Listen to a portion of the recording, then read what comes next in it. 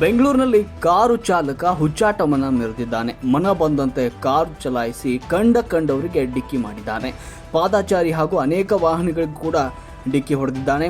ಅಡ್ಡಾದಿಡ್ಡಿ car ಚಲಾಯಿಸಿರುವ ಆತನ ವಿರುದ್ಧ ಸಾರ್ವಜನಿಕರು ಆಕ್ರೋಶ ವ್ಯಕ್ತಪಡಿಸಿದ್ದಾರೆ. ಸಾಮಾಜಿಕ ಜಾಲತಾಣದಲ್ಲಿ ಚಾಲಕನ ವಿರುದ್ಧ ಕ್ರಮ ಕೈಗೊಳ್ಳುವಂತೆ ಟ್ವೀಟ್ ಮಾಡಲಾಗಿದೆ. ಇದೇ ತಿಂಗಳ 21ರ ಬೆಳಗ್ಗೆ 8:30 ಸುಮಾರಿಗೆ ನಡೆದಿರುವಂತಹ ಘಟನೆ ಇದು. ವೆಸ್ಟ್ ಆಫ್ ಕಾರ್ಡ್ ರೋಡ್ನ NPS ಜಂಕ್ಷನ್ ಬಳಿ ನಡೆದಿರುವಂತಹ ಘಟನೆ. KA02 MK 4206 ಸಂಖ್ಯೆಯ ಮಾರುತಿ ಕಾರ್ನಲ್ಲಿ ಬಂದ ಚಾಲಕನಿಂದ ಕೃತ್ಯವಾಗಿದೆ. ಘಟನೆಯಲ್ಲಿ ಪಾದಾಚಾರಿ ವೆಂಕಟೇಶ್ ಎನ್ನುವವರ ಕೈ ಕಾಲುಗಳಿಗೆ ಗಾಯಗಳಾಗಿವೆ.